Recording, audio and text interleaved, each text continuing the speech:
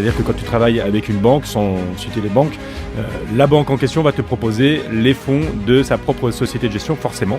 C'est plus rentable pour eux.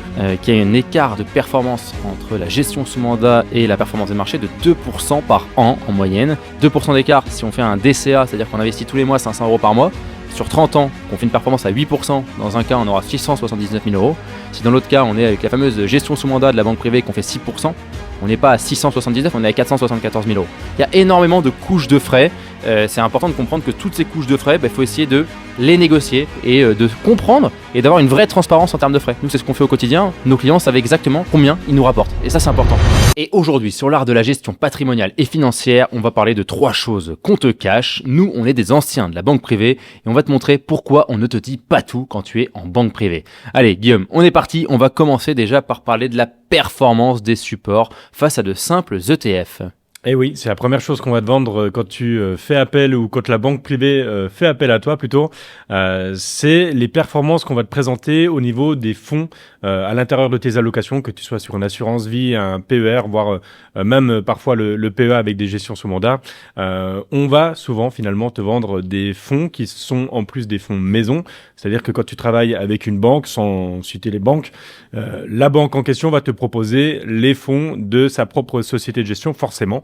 C'est plus rentable pour eux. Alors qu'en face, il y aurait parfois peut-être une stratégie bien plus simple à utiliser, qui est simplement une diversification via les ETF. Donc les ETF, c'est des trackers. Pour réexpliquer en 2-3 mots ce que c'est, ça va simplement répliquer la performance d'un indice donné. Par exemple, en France, l'indice connu, c'est le CAC 40, les 40 plus grosses sociétés françaises.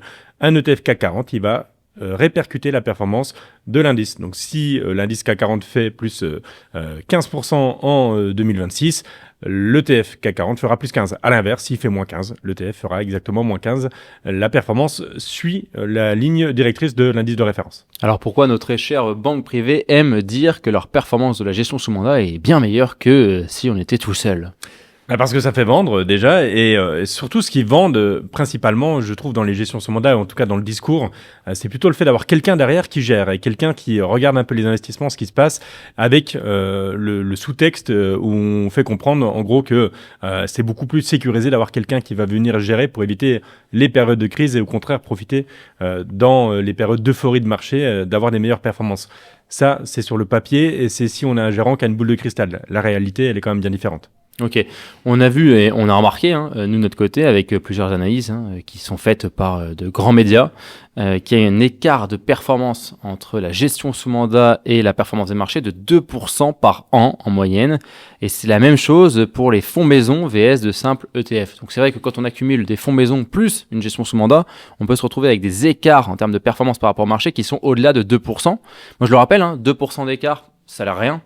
2% d'écart si on fait un DCA, c'est-à-dire qu'on investit tous les mois 500 € par mois. Sur 30 ans, qu'on fait une performance à 8%, dans un cas on aura 679 000 €. Si dans l'autre cas on est avec la fameuse gestion sous mandat de la banque privée qu'on fait 6%, on n'est pas à 679, on est à 474 000 €. Donc on perd 200 000 € juste par déjà premièrement les frais qui s'accumulent et la performance qui est sous-performante par rapport aux simples ETF du marché ou à des gestions actives plus dynamiques avec les meilleurs supports du marché. Donc c'est vrai que cet écart de performance, il est notoire et il est surtout bien connu de tous maintenant et c'est incompréhensible qu'on continue à faire de la gestion sous mandat avec autant de millions d'encours sous gestion. Ben oui, et c'est vrai ce que tu dis, c'est qu'il y a de plus en plus de personnes qui sont informées. Il y a vous qui suivez les podcasts et qui vous informez sur l'éducation financière et qui développez cette éducation financière.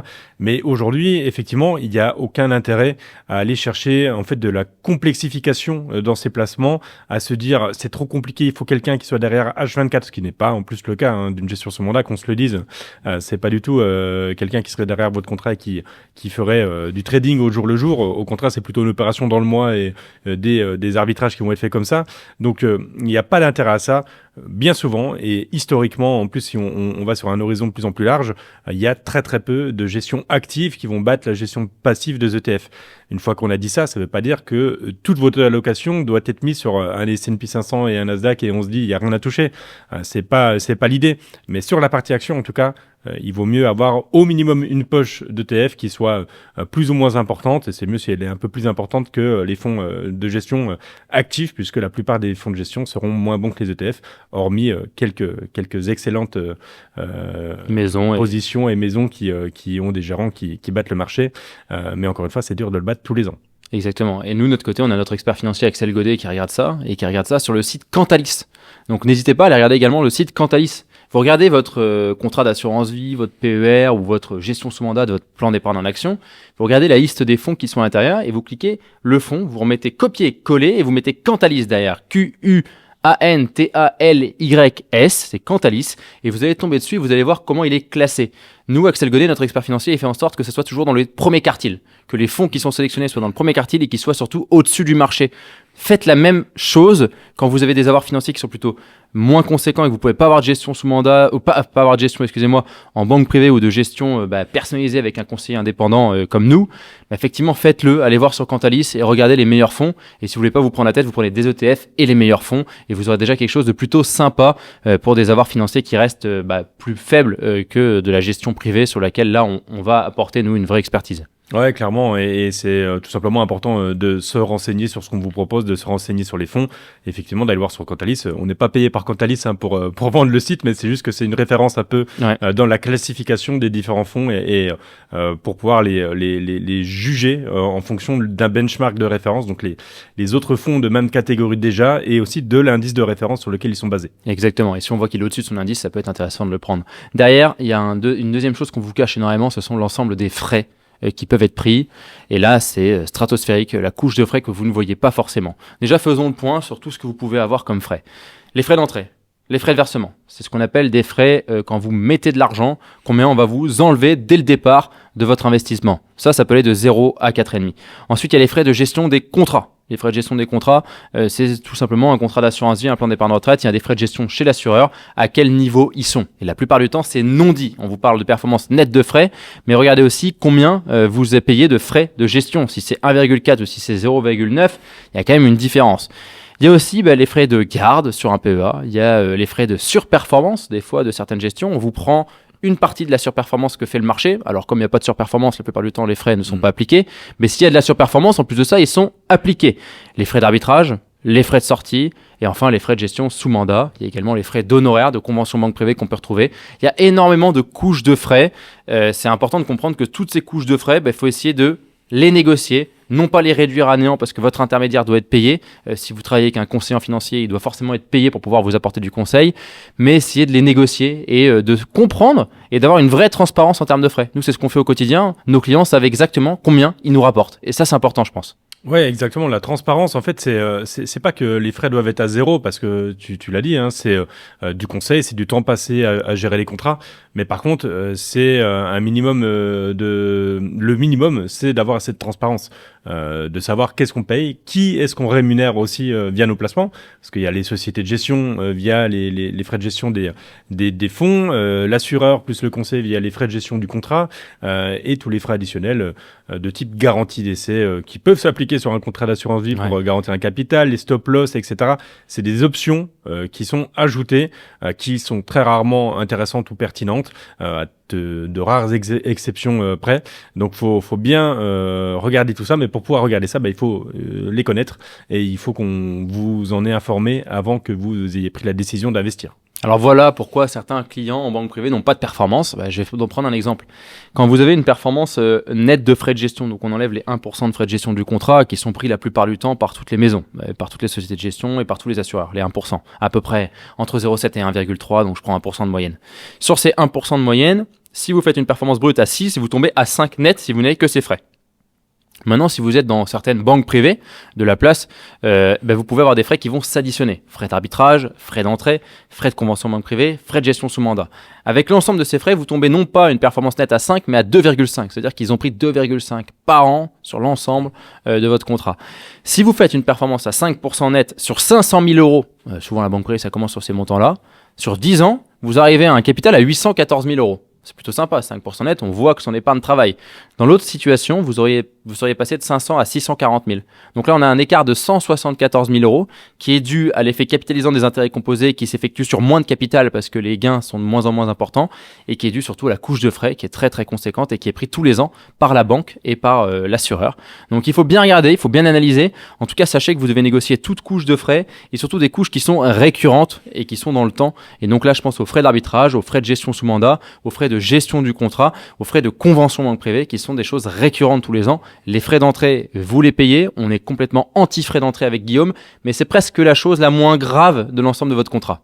Ouais, c'est sûr. Et si on fait pas attention, tu l'as très bien montré avec ton exemple. On perd de l'argent et c'est réellement de l'argent qu'on n'aura pas plus tard et qui sera allé dans les poches des intermédiaires ou des conseillers ou des assureurs ou des sociétés de gestion. Donc, faut bien regarder ça, sachant que ça démultiplie l'effort que vous avez à faire pour atteindre le même niveau si vous faites pas attention à ces frais. Et on est quand même dans un monde aujourd'hui où on a accès à l'information, on a accès à la possibilité d'optimiser tout ça. Et vous avez même le levier tout simplement commercial avec votre conseiller de demander à être remboursé d'une partie de ses frais ou de retirer complètement une partie des frais si vous n'utilisez pas les services. Et avant de parler de quelque chose qui reste assez exceptionnel, des frais, mais alors qui sont ultra cachés, j'ai envie de vous demander de continuer à vous abonner à notre chaîne YouTube, à Spotify, Apple Podcasts ou Deezer, bref, la plateforme de votre choix. On a besoin de vous en termes d'abonnement pour continuer à avoir un contenu de très haute qualité, à avoir des interventions d'experts et à faire du contenu de très haute qualité avec Guillaume. Ouais, et en plus des abonnements, vous pouvez commenter les vidéos, vous pouvez poser vos questions, on y répondra dans les commentaires, que ce soit sur YouTube, Spotify ou Apple Podcast. N'oubliez pas le petit boost qui est possible aussi sur YouTube, c'est une nouvelle possibilité qui permet de mettre en avant les vidéos de la chaîne et nous, ça nous aide énormément à gagner en visibilité, à avoir toujours plus d'abonnés et à pouvoir proposer derrière du contenu toujours de meilleure qualité, on l'espère. Et oui, et tout à fait. Alors on repart sur quelque chose et notamment les frais de gestion. Moi j'en ai oublié un qui est assez ahurissant. Les frais de gestion sous mandat sur du fonds en euros. C'est vrai que ça, c'est un vrai point levé. C'est exceptionnel. Hein. Gestion sur du fonds euro, il faut savoir que le fonds euro, pour ceux qui ne connaîtraient pas l'assurance vie ou le PER dans lesquels on va retrouver du fonds euro, c'est une partie qui est totalement garantie, une partie où il n'y a pas de gestion.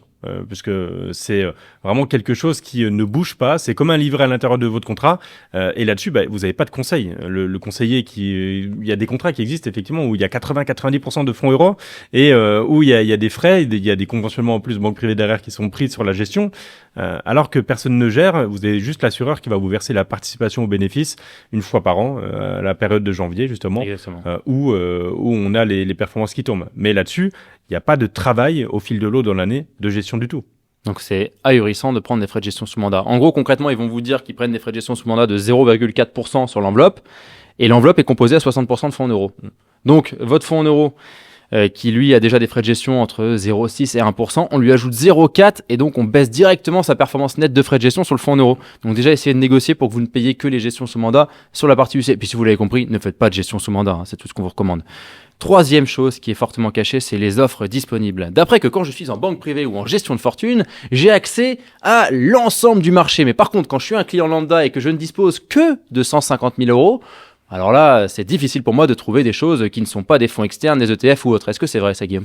Ouais, et c'est vraiment plus du marketing que de la réalité, hein, on l'a bien compris. En fait, les banques, elles vont jouer sur l'effet de palier. Et plus on va avoir d'argent dans sa banque, plus elle va nous faire comprendre qu'on est important. Et si elle nous donnait accès à tout directement, elle pourrait pas vendre derrière son offre banque privée où vous payez une convention, vous avez un petit café qui vous est apporté par votre conseiller banque privée quand vous passez à cette étape-là. Sauf que ça correspond à l'offre bancaire.